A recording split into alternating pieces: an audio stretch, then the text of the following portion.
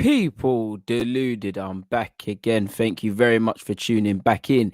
5 minutes late, 5 minutes late, 5 minutes late. Allow me, people. I'm 5 minutes late for you guys. I'm making sure the Ethernet cable is plugged in. I'm actually making sure the Ethernet cable is working on my laptop. We're going via Wi-Fi and Ethernet at the moment. So there should be no problems in that regards. And I know I've been having some internet problems. So that 5 minutes was doing a job for you guys. Allow me, man. Omar is saying you are late. Coming like you lot need to remember, you lot don't pay me. But banter aside, thank you very much for being back in, people. Good afternoon, good evening, good morning, good night, according to whoever you are, wherever you are in this world, people. And again, we've got a lot to speak about.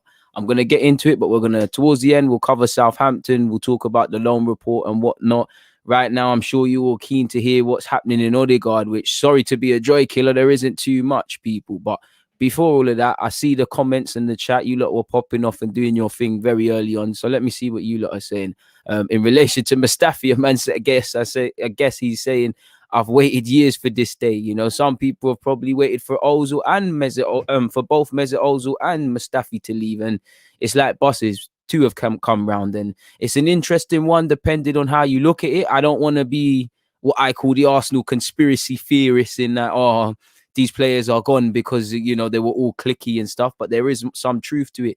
For me, it is quite scary, or not even scary is the right word. It is one for the conspiracy theorists when you think about the wage cuts and the clicks, and you look at that Mesut Ozil's gone, Kolasinac is gone, Socrates is gone. It looked like Mustafi was going to be able to ride it out until the end of the season. He apparently, which we're going to get into shortly, looks to be off, if reports are to be believed, that he will be, following on with Socrates and previously Mkhitaryan, and this season also Mesut Ozil, in just all right tearing up his contract, coming to an agreement. I guess, obviously pay him up or come to a compensation sort of fee for what he believes his contract is still worth. And then you go about your business. Whether that makes him more lucrative to other teams and means he has more options because he'll be a free transfer, who knows? Again, it's a bit of a puzzling one when you look at Mustafi personally, people, because you heard Arteta a few weeks ago say he wants him to stay. Apparently he was going to be given a new deal. Maybe that, I don't know if that was to protect his resale value. I'm going to just take it at pitch face value and say no, that's because he believes in him. It's difficult, it's very difficult. You know what, we might as well jump straight into Mustafi. Please make sure you're hitting the like button, people. 2 minutes in and there's 86 of you locked in. I appreciate you guys each and every time, but let's jump straight into Mustafi, people. Give me 1 second. Here we go. Make sure I'm on the right tab for you guys. Apparently, Liverpool tried to get Socrates, people. Again, apparently, based on reports. I don't believe that for 1 second, but I've just typed in Arsenal and I saw it, so I thought I'd mention it. As you can see here, Squadron Mustafi in talks with Arsenal over ending contract early, admit interest from Italy. Now, the first things first, at 28 years of age, he should be Arsenal's first choice. Just forget who Mustafi is, the ability in your opinion. At 28 years of age, we should be talking about you're the partner for Gabriel. We should be talking about Mustafi in relation to who is going to partner him. Same way we're doing it currently about Partey, because Partey is obviously a good player, with all due respect to Mustafi. We should be talking about, is it Gabriel and Mustafi? Is it Louise and Mustafi? Is it Marie and Mustafi? Is it Holding and Mustafi? We should be talking about that. At 28 years of age, he should be our defensive leader. 28 years of age, World Cup winner, been here for a number of years, arrived for big money. I know he's had bits of form since he's been here, and he had somewhat a mini resurgence or a bit of form under Arteta, but he hasn't been that. And I think it's pretty telling that, for a 28-year-old World Cup winner, yeah, he hasn't played since Boxing Day, as it says there. You can't get a fee for him. Maybe it's because it's Mustafi. Maybe other clubs would have worked to madness and got something for him. I don't know. Again, and even you could say even a resurgent Mustafi, because in recent years, this is probably the highest regard he's been held in. He's had a little bit, a couple 2-2 games under Arteta and excelled, and you still couldn't sell him. I would have liked for him to have gone in the summer. I don't know whether we did hear Arteta would have liked to have kept him. Regardless, Mustafi wants to leave. Now, it all means I have to question, Arteta, just based on, maybe Arteta was saying them comments because he knew all along this was going to happen and he wanted to give off mixed signals. But if I just take it at football fan level and say, okay, cool, you asked this guy to stay, he wants to leave for whatever reason, obviously football as well as other things, Why doesn't he want to stay, and where's the decision making in terms of that? Because we could have got a potential fee for him. Obviously, for me with Arsenal as well, it's another contract we've had to rip up. And you look at, we knew, when you spent 9 times out of 10, let's be real, football fans, let's be real. As much as I criticize Arsenal, 9 times out of 10, when you buy these players, we can talk about mismanagement of finances and stuff that I think is true. But when you spend big money on players, people don't expect to necessarily get a transfer fee. Again, transfer fee. Or make their money back, essentially. Like, nobody thought we was going to make 45 million for Ozil back. Again, we ironically, in relation to Ozil, people apparently we actually thingy we might get a couple million depending on incentives hit by Ozil at Fenerbahce. But yeah, in fact, no more waffling. Let's just, I'll talk my thoughts after we carry on, people.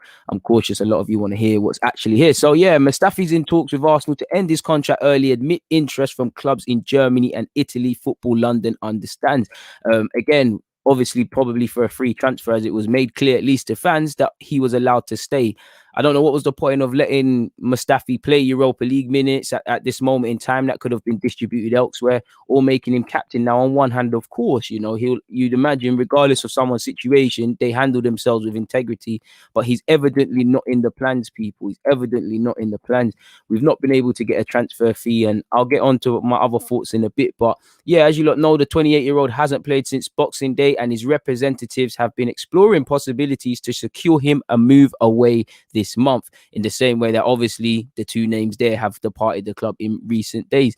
As you know, Mustafi wasn't included in the squad to play in the FA Cup on Saturday. There's been 2 goalkeepers named ahead of him, so it is what it is in that regards, people. And if we're real with ourselves, Mustafi is not a footballer we should be looking to move forward with. And again, listen, I like to see underdogs. I'd love Mustafi to prove me wrong. He made us all temporarily eat humble pie with his bit of form towards the end, but this is where you can't let form gash you. With all due respect, we've done it with fans, have done it with El Nene. We can give players plaudits for playing well, but we need to remember some players have had numerous opportunities and proven they cannot take this club forward. So in relation to Mustafi, as you know, he's been linked with Lazio in this report. He's been linked with a bunch of Italian clubs. That's all it's gone on to say. As you lot know, in the case of Mustafi, he's got a lot to consider. I don't know this is true, but I remember I think, was it Sky Sports or somebody said it, and I said it in a live stream. Apparently, Mustafi's never played in Bundesliga. Now, it makes sense. He left Hamburg to Everton, I believe, as a young man. Obviously, didn't get his chance at Everton. He made his name in, Sampdoria in Italy, which return to Italy could appeal to him, of course. And then obviously he went to Valencia, and the rest is history, sort of thing. So again, the fact that he's a German World Cup winner, that's quite an interesting stat, if true, that he's never played in the Bundesliga. So that would appeal. Obviously, he's seen happier days in Spain and Italy, so these could appeal. And obviously, he's got a young daughter, I believe. So there's a lot to consider there. 28 years of age as well. Apologies, my phone's ringing. I'll get to it in a second. From a purely footballing point of view, people, you would imagine as well. He's got a lot to consider. You're 28. That's a number of years left in your career. You've got a lot of football left to be played. So we can see what happens in that regards with Mustafi. And I think, again, when I tried to write down some of my thoughts in relation to Mustafi, apologies, people, my phone is ringing, and I'm not going to get to it, but it's putting me off actually speaking to you lot.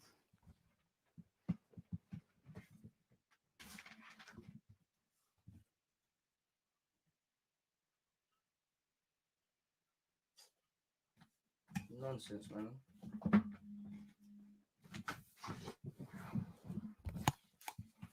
Calling me for nonsense. But anyways, don't know who it was, just locked it off. Apologies for that, people. It's putting me off more than anything. So yeah, in relation to Mustafi, the first thought I got is this means no Callum Chambers departure this month as well. And I guess when I look back, Chambers, I get keeping him for depth purposes, obviously homegrown and that. Obviously, you need bodies.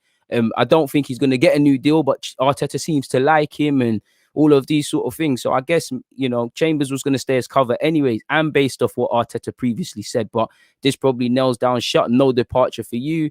Again, kind of what I've just mentioned. And why was he captain? Because why was he captain in half of these games if he's not trying to be here long term? Again, I believe on one hand, Mustafi is a man of integrity. Regardless of your situation, you should be entrusted to be in these positions. But the cynics, or looking at a base level, they might turn around and say, why was he given minutes that could have been distributed elsewhere, regardless of if those players may or may not have been ready?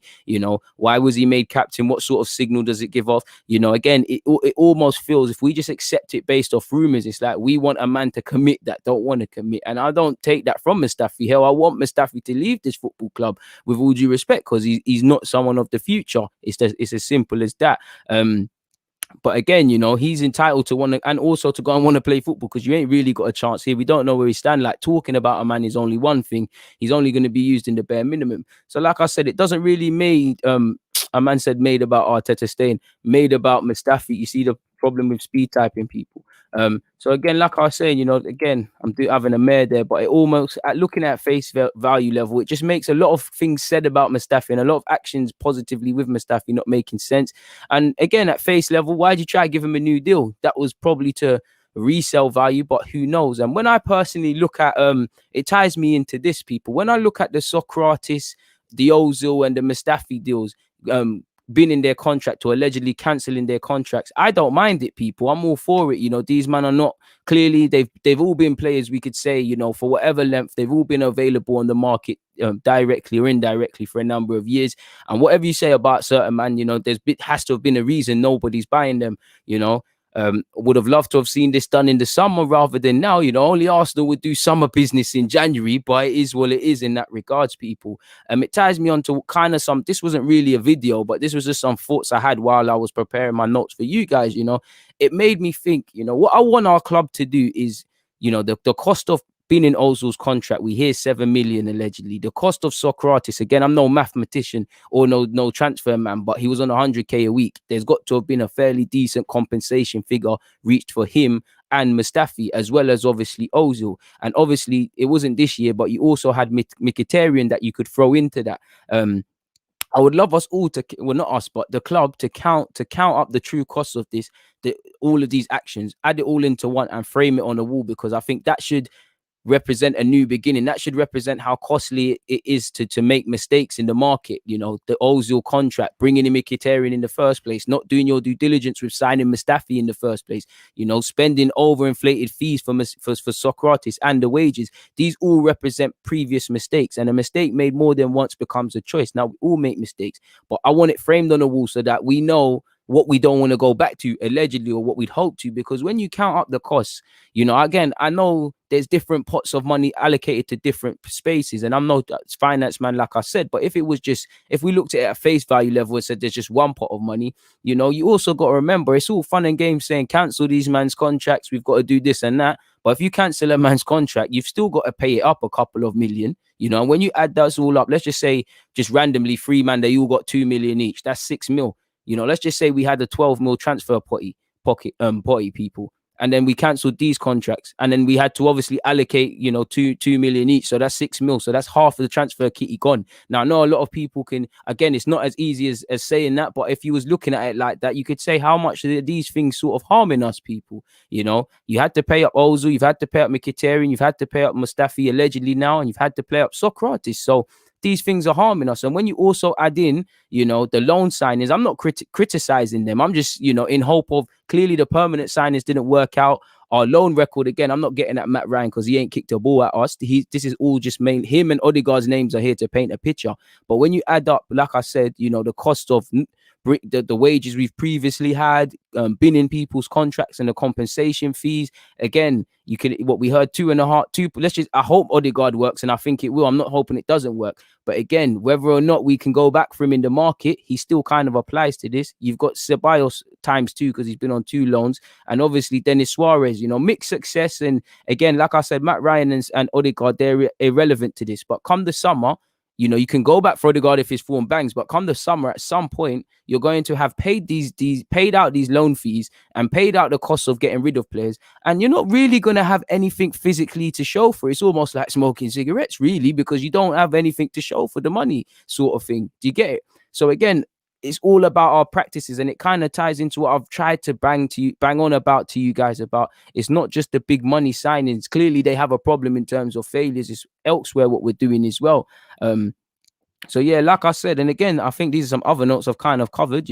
We couldn't find a buyer for a 28-year-old Mustafi for as poor as he's been. I think what is that saying about our thingy, about our hustle skills, really and truly. Obviously, in terms of the contracts as well, Mino Rinola, him and that Mkhitaryan contract when they came to an end at that couldn't have been an easy one. Apparently, I think in the Athletic it said yesterday between the last time Ozil kicked a ball and now the period he obviously left, he made 15 mil, and I'm pretty sure it also said there was a 7 mil sort of thing given to him. And to be fair, Ozil did allegedly withdraw some funds. Obviously, I'm not going to speculate about Socrates because I don't know, but he's on 100k a week. I'm sure his isn't going to be cheap. And obviously, there's talk of Mustafi. And if he was to follow on in this ilk, this could be El Nene in a year. Shout out to El Nene, he's playing well. But if we go fast forward a year, we've tried to sell El Nene and he hasn't been moved on. If he's here next year, are they going to be in his contract? And it is funny because you're seeing this happen quite a lot of places. People contracts are getting rescinded. I'd imagine Danny Rose and Spurs are going to come to an agreement. I'm pretty sure there's some other examples, but some clubs are doing it more than others, and I'm not critiquing this. We need to come to some agreement. On the best of days, you can't move these men on. Didn't Arsene Wenger try and offer a couple of mil and Mustafi for Johnny Evans? In like the second season, Mustafi was here, and at the time, I thought he was moving a bit mad, and then I got it. So again. There's all this money come the summer, we won't physically be able to see or extend our hands and say, yo, that's an asset we spent our money on. If you was to add it all together, it's not a pretty fee. And obviously it reflects that we've mismanaged across several aspects. And also this is against the backdrop of not knowing if we're going to get European football and the several knock-on effects making that in a positive sense or not making that in a negative sense has for us. Because we're out of the FA Cup now, which saved our bacon in that regards. Europa League, I hope to God we get to the final. But again, speculation thing, we'll have to see. First and foremost, 2 legs, 180 minutes against Benfica. The league positions, we're at the halfway point. On one hand, 19 games played, 19 games left, essentially. It's what you make it. Can we really, if you was betting your life savings, obviously, if we do the positive thinking and stuff, there's enough to play for, and I hope they do it. But if you had to bet your life savings or bet your own individual life on Arsenal getting top 4 this season, are you going to do it? I hope we could do it, but I ain't going to do it. And that don't make me not a fan. That don't mean I don't love the club. That just, we know what Arsenal's about. So it's interesting looking at the backdrop we're going into. It's all fun and games, us fans saying, yo, our war and all this and that and this and that. I am hoping that in an ideal world, taking these short-term burns, making these people available on free transfers, paying up their deals and whatnot, getting rid of players anyways. I'd like to think we get to some point in the summer where I don't think all the work's going to be done, but a majority of it. It's like we've stripped the squad bare. In an ideal world, we're not talking about 5 to 7 names of players that shouldn't be here, question marks over their futures. And obviously to build the foundations to a more prosperous future, I'd hope, but it is what it is in that regards, people. So we've spoken about Mustafi and my thoughts in relation to the knock-on effects of that. We'll get onto the Southampton Arsenal preview in a second, people.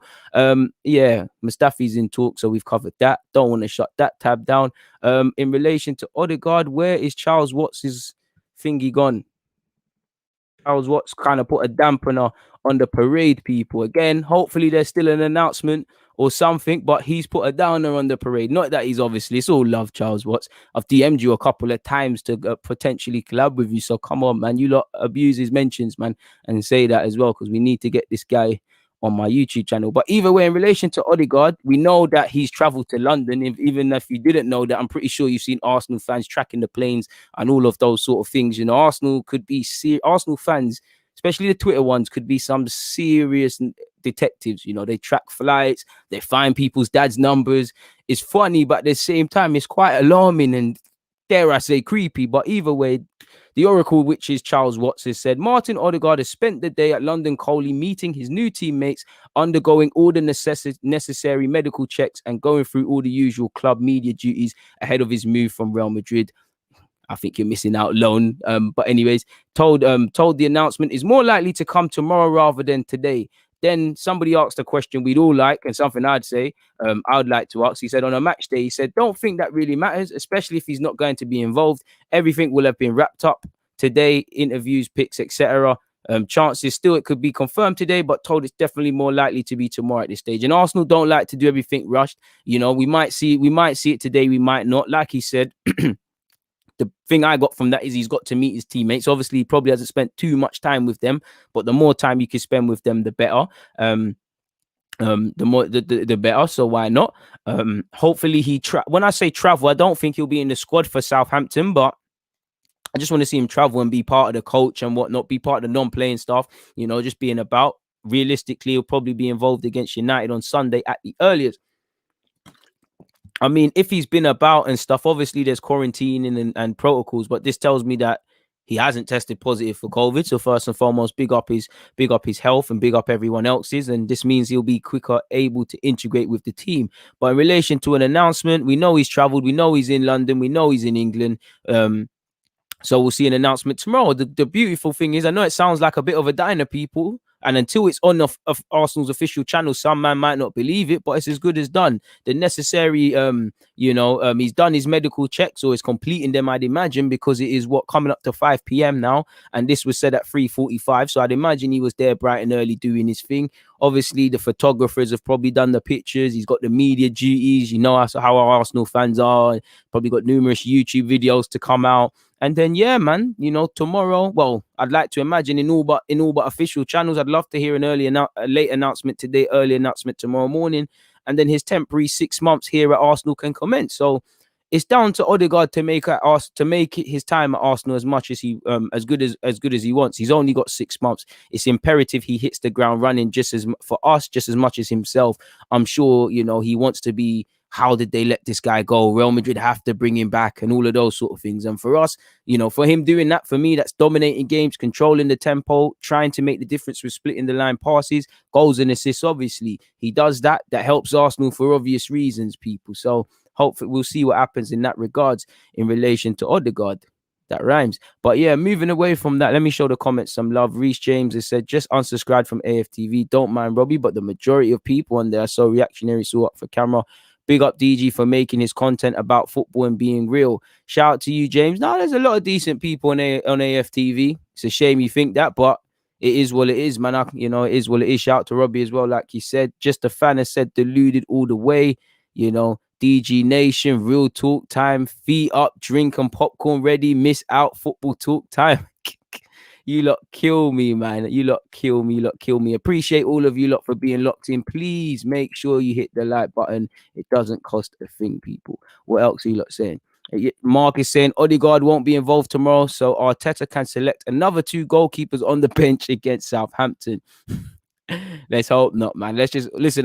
We're gonna get onto it in a sec, as you know, but hopefully we see a stronger team. Someone has said, is he fully fit? I saw somewhere that he's carrying a minor injury. Well, I'd imagine him to be thingy. I'd imagine him to be somewhat behind in fitness. He might be carrying little knocks that numerous footballers carry, but in terms of injury, you'd imagine we'd have heard that already. It is what it is. Real one has said, actually, the people do pay you. No subs, no YouTube money, no deluded. I was here before I ever got a penny off YouTube. If they never made YouTube peas, I'd still be out here. And also, it doesn't actually work like that. It's the views. Subs don't make the money. So if you're gonna send for me, make sure it makes sense. You know, views drive hits, so they don't pay me. And even then, you lot don't have a contract. If you told me to be, if you lot do pay me enough, you know, and say be here at 9 a.m., I'll be there at 9 a.m., my guy. But yeah, until you do that, it's not there in that regard. So yeah, smart comment. Not quite really. Conrad has said, does DG follow you? You could be his agent, DG. I'd be anyone's agent, but no, Balogun doesn't. Bit of a weird question. But anyways, he's a good player. Hopefully he signs a new deal. Moving away from that, like Karima says, smash the like button, guys. It does not cost a thing. You know, Essa said, you know, well, I'm not even going to say the figure, but yeah, it is a success in itself. I'm just saying it's something to learn from. It's a success in itself, but people will say, is it a success, or is it just doing merely what any football club that finds themselves in a situation that Arsenal have found themselves in, going through what we all know we have? Surely that's the necessary thing. You know, you surely, you know, on one hand, I praise it, but on the other hand, is it just basics? Again, it could. I agree with you, but people could say this is reactionary. Why didn't you do this in the summer? Why didn't it happen in the summer? Now we all know COVID it's still fresh, but it was still kind of more in time sort of thing. So I don't know in that regards, but it is a success. It's a step in the right direction, man. It is, it is to a degree. Finally caught you live. Big up yourself, Lloyd Jerry. You've been gone for a sec, my guy, man. Nice to have you back, though. Nice to have you back. Two Guns Tony has said hit the like button, people, and I'll follow him on that. And we've got Andrew back in here, man. I ain't seen your DP for a minute, man. Shout out to all the American gooners out here and whatnot. Just a fan says Mustafi wouldn't even make the first team for Charlton. Well, he's not better than Charlie Baker, so I don't know. Bless up, Deluded. I think they're moving in the right way in regards to getting rid of a lot of the players that are not good enough to play for Arsenal. Yeah, but we'll probably bring in ones that will say the same things, man. We'll have to see, man. What else you lot got to say? Big up the 4:30 locked in, please, people. Make sure you hit the like button. Doncaster in the house. I appreciate Doncaster. What have you said? We are bad at selling players. Glazides and Wenger era still costing us. Fair play. All right, Ethan, shout out to you, my dude. Come on, man. Come on, my guy. Big praise, man. Hope you're well and safe. Hope everybody's well and safe, better yet. So it is what it is. We've got Aaron tuned in from Dubai. Big up yourself, all the Dubai Gooners. MP has said, DG, who's your pick for the centre-backs for the Saints game? Keep up the grind as well. We're going to get on to that in that regard. Ibrahim has said, can you be my football agent? How good are you? It's as simple as that, really. If you're a good player, everything can happen. If you ain't got a team, if you ain't been on the circuit, there ain't nothing I can do for you. I can't do anything for you on the best of days. So, yeah, you got to help me to help yourself, my guy. You can't. It don't work like that. But let me find my notes and let's get into the Southampton game, people. Now, really, in relation to Southampton, this is probably, I say, one of the shortest previews or sections we'll spend on it because there ain't nothing to say. We spoke about them tactically, people. I spoke about at the start, in my first preview and obviously in the build up to the Southampton game, people. For me, I was looking at this going on our run was great. We know we're going into a tough period of games, like with these Southampton games in front of us. I was thinking we should be looking at that like a European tie, like that's a European clash, over 2 legs. We're playing this team twice. It would have been lovely to continue going through in the FA Cup to try retain it and all the other positives with that. Obviously, there's questions asked of us. We had a big test. We failed it against Southampton. People can turn around and say it's great beating Brighton, West Brom and Newcastle. They're 3 teams that aren't at it. Southampton are in good form. You failed. And as good as Southampton may or weren't or were, we shot ourselves in the foot several times over. So, with it being a European game, again, on one hand, I think you failed yourself and whatnot. But on the other hand, in European ties, it's 2-legged. So you've got 90 minutes to kind of put it right. I'm going to be happy if we win, of course. I'm still going to be kind of vexed with the FA Cup because it is what it is in that regards. I do think we kind of disrespected it with the lineup, but the overriding factors was the players, people. And what I'm hoping is the players who return into the side show the fringe players how it's done. The Smith Rowes, the Sackers from the start, Partey definitely from the start. Depending, you could see David Luiz and Holding personally, I believe, but I personally would keep Gabriel. I know Gabriel was very rusty, to put it nicely, in the other game, but what are people expecting? For me, fundamentally, don't get beat twice in a week because it's going to make the rotating people in the FA Cup pointless. It's just going to be more questions than answers asked of us now, and it's just going to further confirm what some people believe in, that our run may be a false image. Now, there still needed to be rotation. I think Southampton have a couple of injury doubts with I think somebody says, who is it? Let's quickly go over quickly, people, to Southampton. I'm pretty sure Ryan Bertrand or something's missing out. I think Kyle Walker-Peters and Ryan Bertrand are missing out of the game, are going to be missing the Premier League clash, people. Are going to be missing the Premier League clash. I think one's suspended, which I think Bertrand is. I think Kyle Walker-Peters has a knock. Well, as you can see here, people, right on time. Hassan Houghton will be without his familiar fullback pairing when facing Arsenal at St Mary's on Tuesday. As you lot see here, speaking about Kyle Walker-Peters, he said, it looks that he can definitely not make it tomorrow. This is another setback for us, to be honest. It's the quad area. He's got some problems. He only warmed up a bit today and then he felt some problems, so had to stop. As you know, Ryan Bertrand's on his 5th yellow card. And in relation to a couple of other team and fitness news with Southampton, he said, the only good news is that Redmond is back. He will sit tomorrow on the bench. Maybe he's not ready yet to be an option, but he's trained with the team today. Aurier is back, but it's a bit too early for him, maybe the weekend. So again, Aurier Romeo, I'm sure he's a player that puts his heart on the line. He could start. Maybe Hasenhuttl is playing us a bit coy and whatnot. Even if Romeo isn't there, we all saw how good Diallo played. But going back to, like I said, we've put our, if we get beaten twice, it makes everything for nothing with rotation, despite the fact that them man got injuries, and we can turn around and say rotation is real and needed. We've put all our eggs firmly in the league basket with that, with the lineup, in my opinion, on Saturday.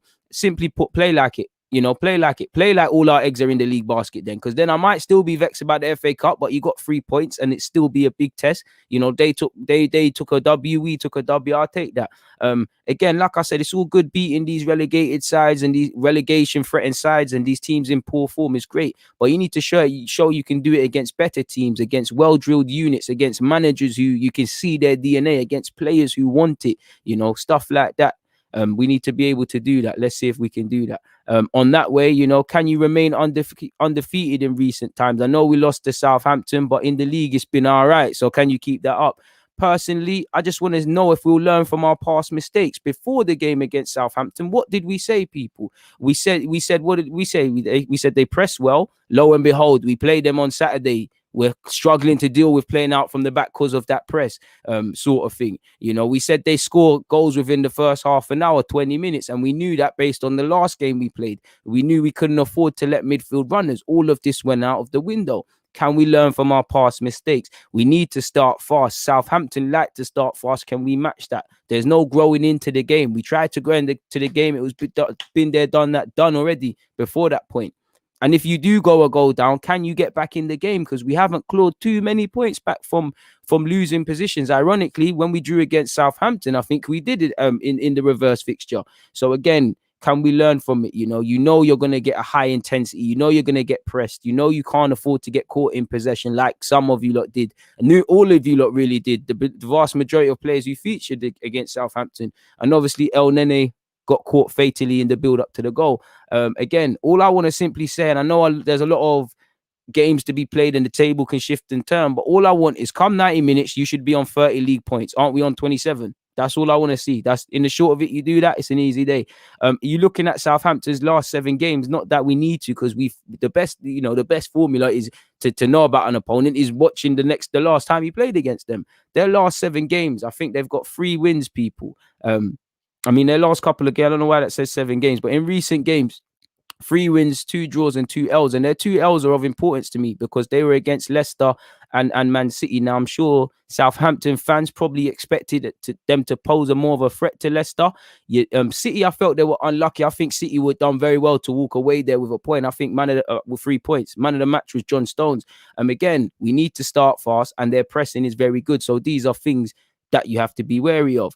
If you in terms of everything else, in terms of the lineup, people, as you lot can see there, not that I concealed it or hid it, it's a dodgy one. Now, we might be without Aubameyang. I'll go on Arteta's comments. Aubameyang's going through personal problems, which again it's a blow, but you have to be able to deal with it. Obviously, if Aubameyang's not involved, I would like to personally go with Leno. Not that I would personally like to. He is our keeper, and it's nothing against him. But if he's ever injured, we're in problems. Between Bellerin and Maitland-Niles, I weren't really too impressed with Bellerin against Southampton, but he weren't the worst player on the pitch, really and truly, so he can retain his place. I would look to take Holding out and go with David Luiz, because I think realistically Luiz will play. And I would like to see Gabriel stay in the team. Again, Gabriel didn't really give a great account of himself and the rest of it, so he can't really have any complaints if he drops back to the bench. But personally, I would like to see Gabriel and David Luiz. I won't mind Holding, but that's the one I went with, in it, people. Tierney, less said on that in a positive way, the better. Do I need to say anything about Tierney? Tierney plays for obvious reasons. You've got Partey.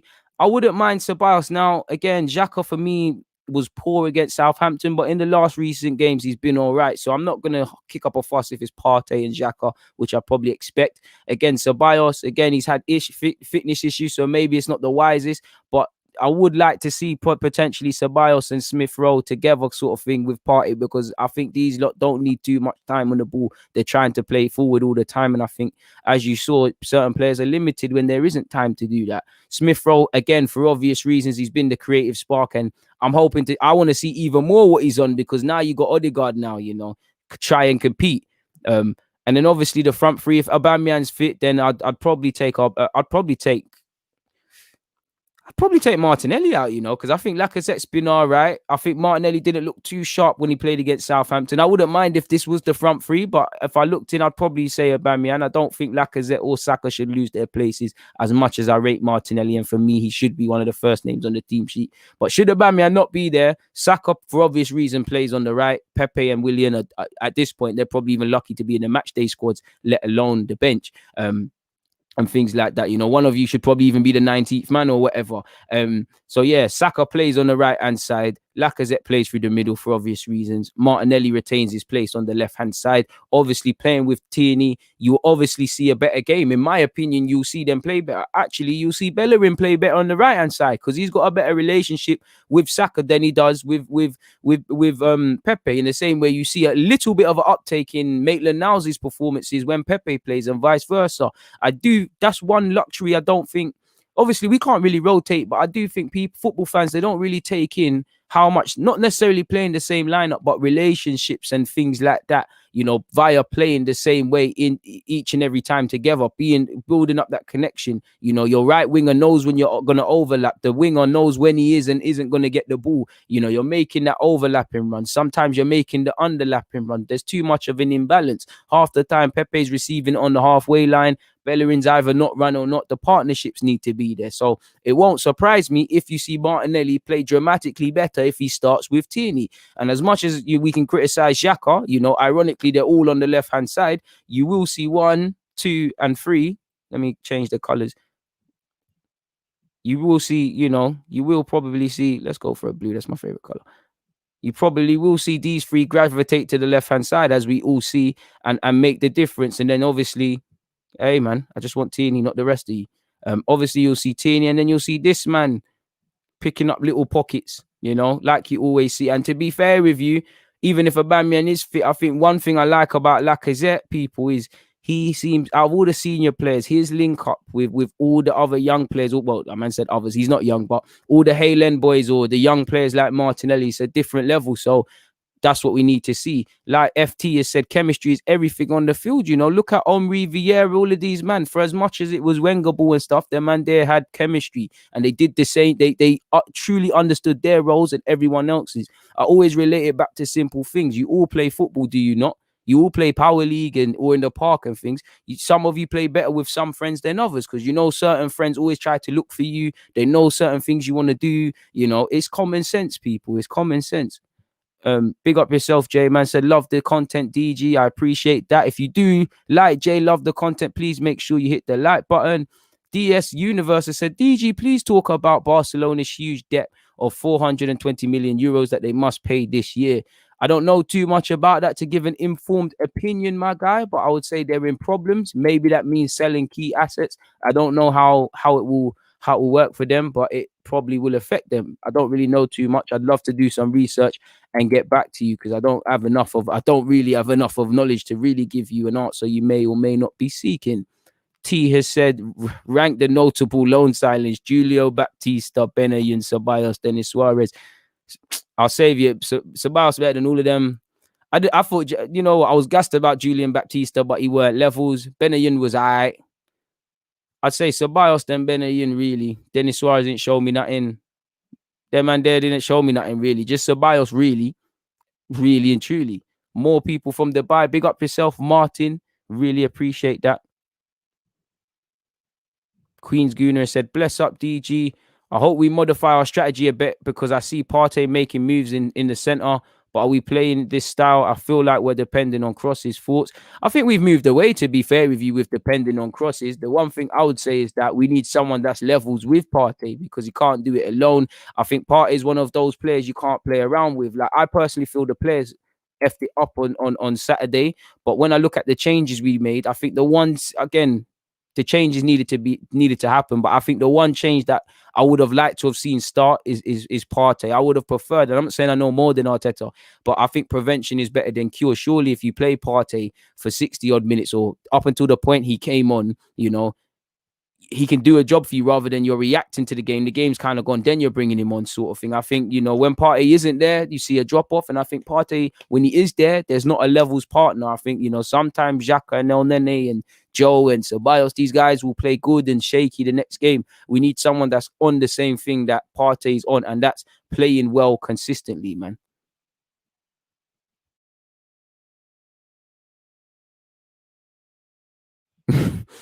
I play you so much. Certain people in my ends are tired of hearing your voice, but I ain't. True support. I appreciate that, my guy. I really appreciate that, man. I really appreciate that. What else are you guys saying? So yeah, man, that's it in relation to the preview. Simply put, what more do I need to say to you lot about the Southampton game? We need to get 3 points. You all watched the game. You all saw what Southampton are on. You all know it's a big game for us, people. So it is what it is. DG, I can't wait for us to humble those Man U fans. Bro, some of my friends are doing so much talking, but I'm not going to say anything until after that game. Trust me, if we win, a lot of chatting will be done. A lot of chatting. Eating my school lunch while enjoying the content. Smash the like button. Appreciate that. I appreciate that. Surely Reece has to be in front of Willian and maybe Pepe. I would like to see him get more of a chance, but there seems to be a reason. There seems to be a reason as to why he's not playing. I think he just needs to go out on loan, personally, to be honest with you. If we move away from the Southampton game, people, and we go into the loan report, let's go, people. Share my screen. Now, I apologize. Life's got on top. I've had a lot to do. Like my man here saying your work rate is unrivaled. I appreciate that. But yeah, that's actually my topic. I've been stretched, people. So I haven't really had time to correlate all my notes and do what I can. In relation to Saliba, over his last, how many games have I watched him? Lens, Metz, and Bordeaux, like you can see there. Against Lens, which was recent, just a side note, it was a good goal from Atau in their victory, people.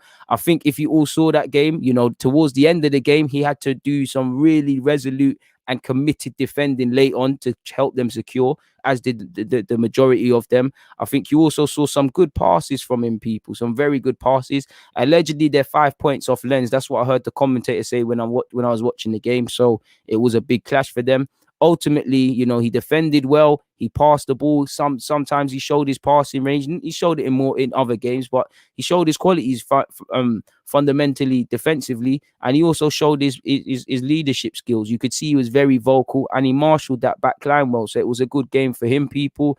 They got battered against Bordeaux. Simply put, Yachin Adli, a player that we've been linked with, played very well in that game, people. There was a goal he set up at both of the one from the set piece and the one where it was, he kind of pulled it across the floor.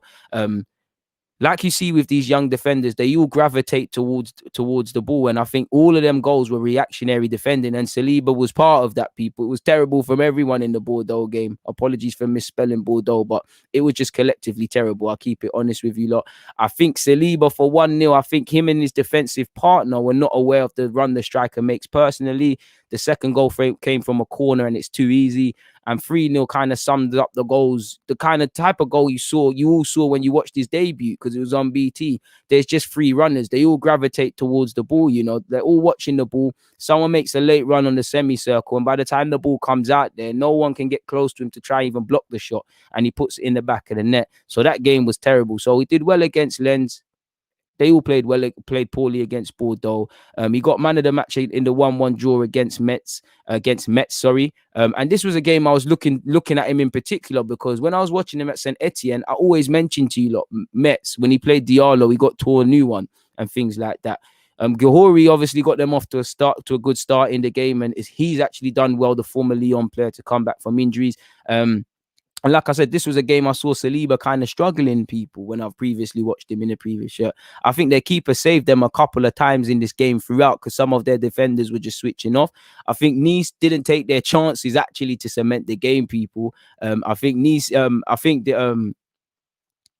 Sorry, this isn't meant to say Nice. This is meant to say Metz. I think the Metz attackers got in between Saliba and his partner way too often, kind of like he was what you saw against Southampton with Rob Holding and Gabriel. Like I said, like Saliba's debut, and you can kind of see it's a regular theme now. I've been saying this, and it is going to be a theme for that young Nice team, really. Like on Saliba's debut, Saliba and the defense too late for the goal, very reactionary, and they cost themselves 2 points, which a lot of these young men are going to have to learn because it was 11 minutes from time. Sometimes players don't play ever again because of them sort of things there. I think he did make some good passes under pressure. And like in his last game, he did make some good tackles towards the last 20 minutes. That seems to be some theme in his game I'm picking out on. So Saliba's getting on well. Fundamentally, he's playing consistently. He's getting that confidence. He's trying to be a leader. Simply put, we hope he returns to Arsenal a more confident and more experienced individual, able to somewhat more take on the chance of breaking through at Arsenal's first team. Their manager previously had one win in their last 7. Guendouzi, he's had a lot of different managers at Arsenal, mind you. He's seen the Werder Bremen man said against in the aftermath, I believe, of the Werder Bremen game. The Hertha Berlin manager has actually lost his job. If you all watched the 4-1 defeat, Werder Bremen's 4-1 victory, people, I'm sure you all saw. They were all over the place in the whole game, man. They were terrible, all over. The first goal in the first 10 minutes was poor. They even missed a penalty. Kucha, I can't say his name, or Konja, can't say his name, but he's a player I rate very highly, the Brazilian who was at Leipzig, and he's someone I like to see developing, but he missed a penalty. I will give, Guendouzi, Guendouzi's problems are just defensively, and it was tough to make out if he's having a bad game or is it all just a collectively team poor performance, people. The second goal was poor defending. I think Guendouzi, among other people, could have done better. It wasn't just him, but he's one of the nearest men. Another poor goal to concede at 3-1. Josh Sargent is a player I'm sure you've all seen play at American youth level and do quite well. When he moved to Europe quite recently, within the last 2-3 years, he's still a young man. Scored an absolute rocket, people, an absolute banger.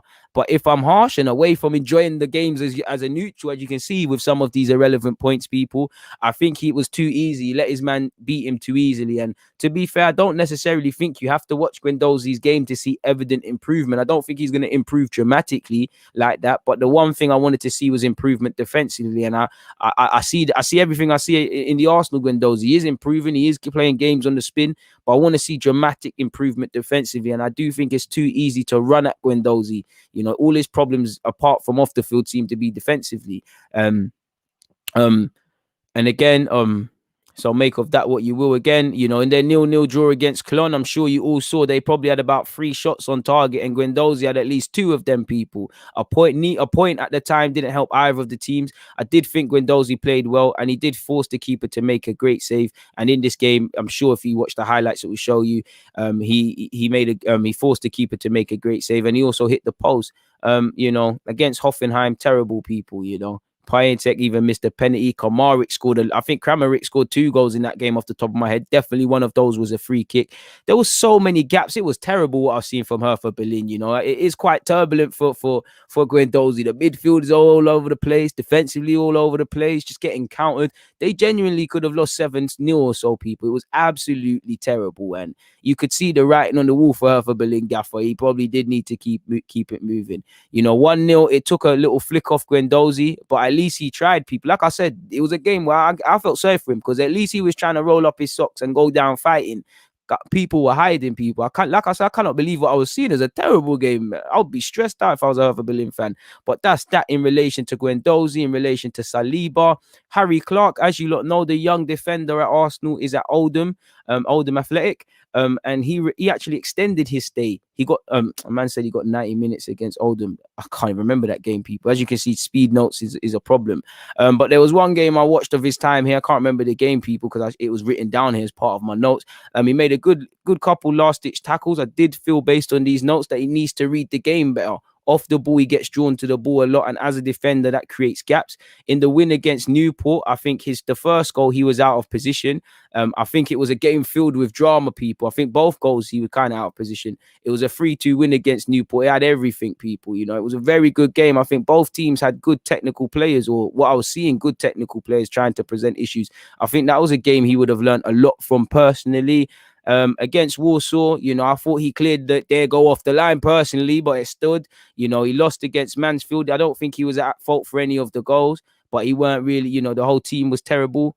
McGuinness, it seems to get up and down. He's growing in terms of international recognition and being sought after for praise. He's scoring goals. He's people are going crazy on him even on Twitter. You look at the Ipswich Twitter just from the things he does. He can be a very decent defender. He's the blend of that old school, put his face on the line, and he can bring it out from the back. He's very comfortable. He needs to find balance. He's growing in confidence every week, and he's maturing, but he's learning better week in, week out when to keep it simple. He's still missed time. His positioning is still poor. He's kind of poor at this level. He still missed times, a lot of tackles and the rest of it, and headers and whatnot. As you can see here, the ball kind of, he scored an own goal against Peterborough. He had a long day at that office, and he did win some headers, but he looked out of his depth. He looked stressed out in that game, but he's had a positive loan spell. Matt Smith, there was a bit of time at I've seen at Matt Smith now at Swindon.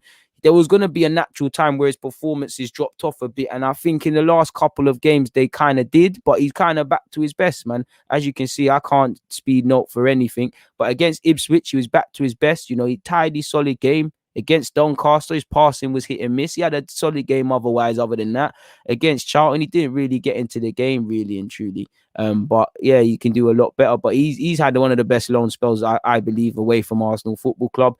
Ben Shafe, I think he got 11 minutes against Reading. That's not really anything of significance. I feel he tried. When you play Norwich, you're playing a very ball playing side, and they're better than Coventry. They're going to have the ball more. I think he at least tried, but he weren't enough, people. He showcased what he could, but it just weren't enough. Against Millwall, he had a couple of shots where he probably, watching the game again, would have liked to have done better. But again, I think he had a decent game. Ballard's missed the last game for Blackpool, I believe, due to COVID, or isolating due to COVID. Again, I don't want to speculate. Against Hull, very defensive performance. He even had a wound on his head. He kept going, and he impressed, man. And I really like the warrior side this lad has. He puts his heart on the line for the cause. He had to come off, obviously, in the win in the FA Cup against West Brom, but he did play well. So yeah, he's going from strength to strength. Against Bristol, again, he not so much of a good game, people, because he made an error for their goal, and I don't think he got going off after that. He wasn't quite the same. So psychologically, maybe there's something he can do to get himself in a better mental space when that happens again. Osei Tutu, he can't, at 22 years of age, he's probably playing for a permanent move elsewhere. He had a promising start to his time at Cardiff. He suffered a hamstring knock, I believe, off the top of my head, in the when trying to recover against Charlton's under-23s for Cardiff. So that's a knock in his teeth. Not gonna lie, I've kind of been behind with Ollie Inca progress, people, but he has generally been doing all right at Southend. Sadly, he's injured at the moment. And again, Tyrese John-Jules faces being out for 2 to 3 months, as I've previously spoke about, after really just coming back from injury and playing quite well. So they're going to have to just suck it up, understand it's part and parcel of the game, and go again. In terms of other players, again, I haven't really been able to simply keep track of Iliev and Tom Smith, the goalkeepers' loans, so someone will have to update me on that. You've all seen that Medley, Coyle, and Bowler have all been recalled from their loan spells at Gillingham and Rochdale, respectively. I would love to see them all three go back out on loan. I personally wouldn't want to go back to 23s. Whether it's worked out or not, I think they all probably learned a lot and definitely been exposed to a higher level of football. So in relation to the loan report, we've covered that. We've obviously spoken about the loan report, as said. We've spoken about Southampton versus Arsenal. We've spoken about Mustafi. We've spoken about the true costs of these loans. We've spoken about quite a lot, people, really and truly. If we circle back, based on what Arteta may or may not have said in relation to the St. Mary's game, he said, I think both teams will learn. I don't think that any manager or players like to play the same opposition twice. Obviously, we will take things from Saturday's game that we will analyse. We have already talked about them, and we'll try to make them better in the next game. The one I really want to change is the result, because I want to win the game. True. In relation to Aubameyang, people, he said, of course, it will be a problem if he is out, because he's a top striker and he's our captain, a really important player in the team. But we have to respect the timings. Let's see. I don't have enough information to see how things are evolving, and hopefully things will go in the right direction. So keep Aubameyang in your thoughts and prayers, whatever it is. Take time. There ain't too many things more important than football, but family and personal reasons are. So we're going to have to do without him. In relation to Guendouzi's role for the rest of the season, he said he was fine. It was a tactical decision to take him off. He's fine. He's missed a few training sessions with the last injury, but I expect big things from Gabby. He's been really helpful since he's joined again after such a long period, and I'm really positive about it. Facts. In relation to Runnison, he's bigged up Matt Macy, but in relation to Runnison, he said that area of our squad needs three keepers and they need to compete with each other, challenge each other, and everyone will get their role. After you have your role, you just have to support each other again to get the best out of each other. This is the role. Come here and try to make it better. So you're firmly third choice. Again, I don't really, not that I don't care about the confidence of the methods, but looking at this people, more important things, they are one of the most effective teams doing that like we are. It was a really intense game and we're expecting that for sure. And we're expecting it on Tuesday because they don't really change. They're a great team. They have a really good manager. They know exactly what they're doing. They've been doing it for years now and they're good at it. So we can respect that and we expect a similar game on Tuesday. So we know about Southampton's press. We know they basically play like three separate formations within one at a given time. We know they're a high energetic side. There is no reason to really speak about them from a tactical point of view. We know what to expect, people. He's obviously played very coy when asked further questions about transfers. When asked about top four, he said, I just look at the next game. Things are moving really quickly at the moment, so focus on the next game, win it, and we'll be closer to any objective, that's for sure. And that's as evasive as I try to be when you lot ask me that, people.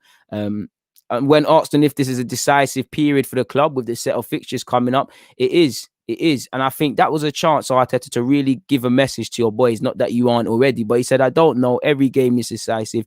Every Premier League game is really complicated. And we know that we have complicated fixtures ahead of us. And this is the challenge.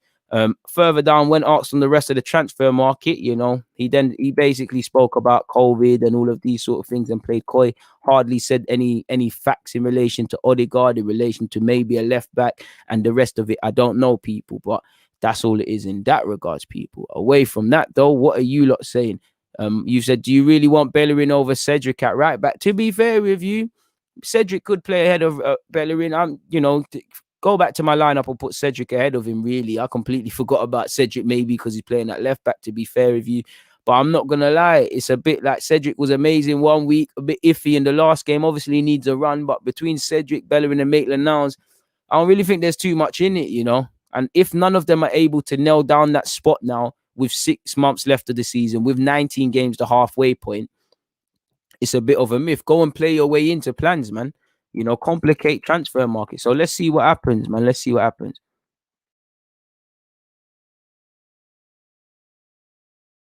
What else are you guys saying, man? It all depends what sort of midfielder you're looking for. I wouldn't mind Neuhaus. I wouldn't mind Henrique, like you said.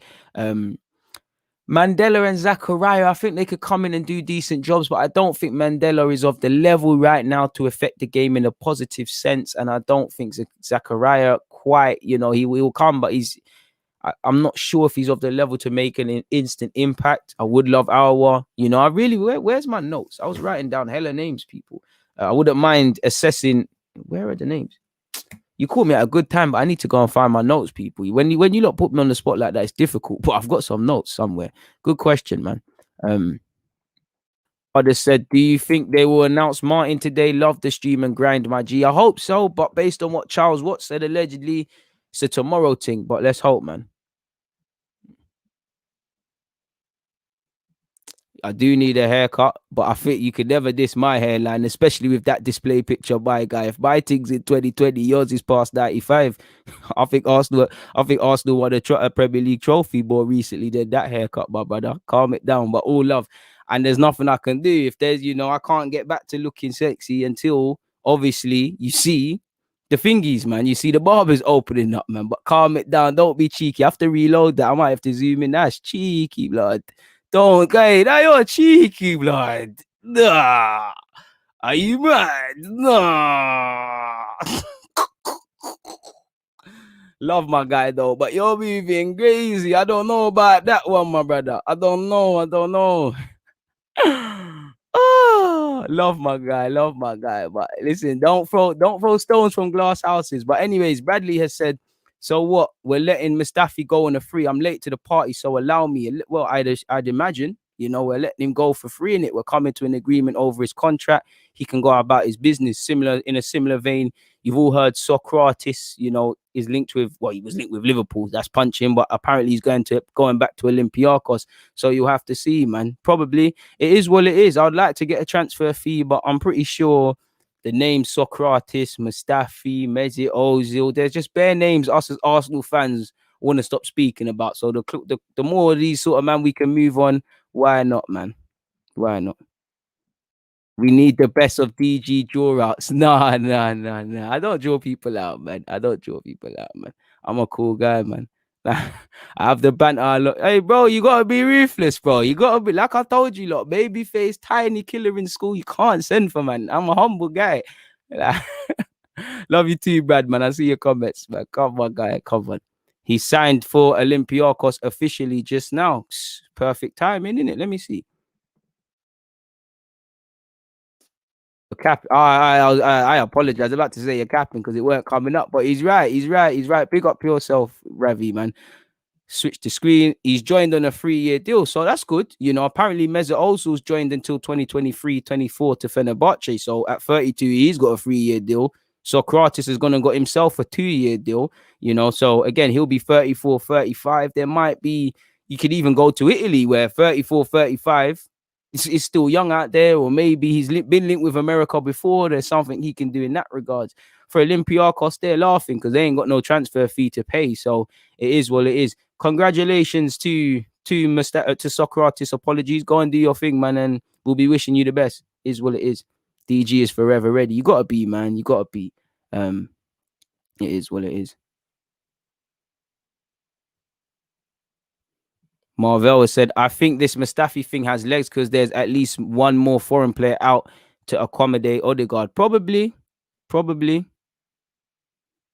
Did you see Benfica? They are dealing with COVID. I think 10 players are sick. That sucks, first and foremost. Anyone connected with Benfica and the players, best wishes.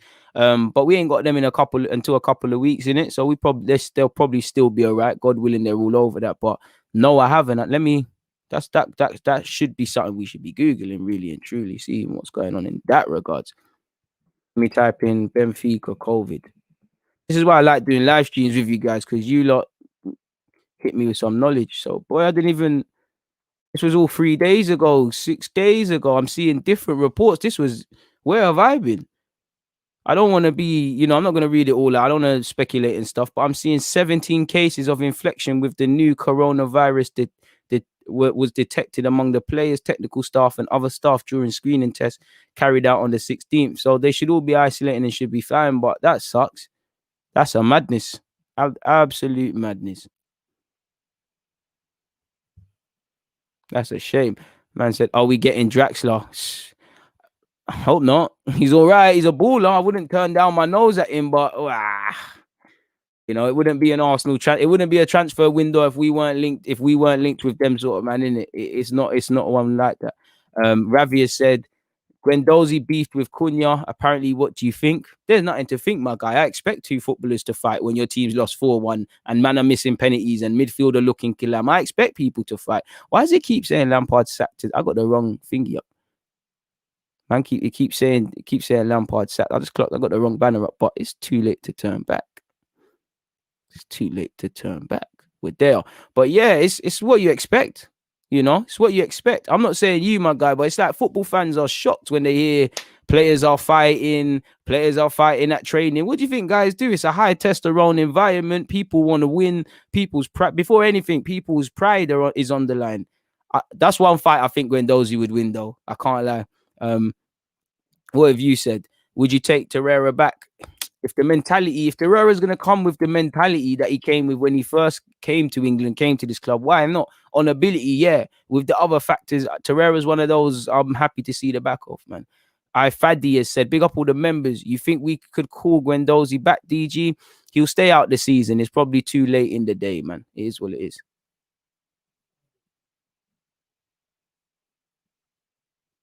Bradley said, we're out here letting players go on for free like it's Christmas giveaway. To be fair, we say get rid of Mustafi and then we get rid of Mustafi and things like that.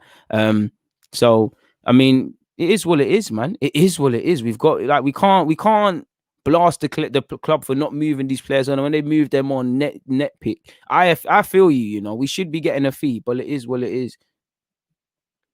Omar said, do you think Ødegaard will be ready for Man United or is it too soon? I'd imagine he'd be on the bench for Man United at the very least. You know, that's what I keep saying and speculating. So I'd imagine at the very least he'll be involved in that game. But truthfully, who has a clue, really? No one has a clue. So yeah, man, on that note, we've covered everything. We've been here for an hour. I think I'm going to wrap this up, people. I haven't obviously created it yet, but, you know, make sure you're paying attention tomorrow because it's watch along business. It's Southampton against Arsenal. I'll be live. I'm not too sure when kickoff is, but just look for a live stream half an hour or slightly before, and I'll be back. And probably in the afternoon or in the early morning tomorrow, you'll see something. But on that note, I'm going to get out of here. Please make sure you hit the like button. God keep all you lot safe. I'm out, man.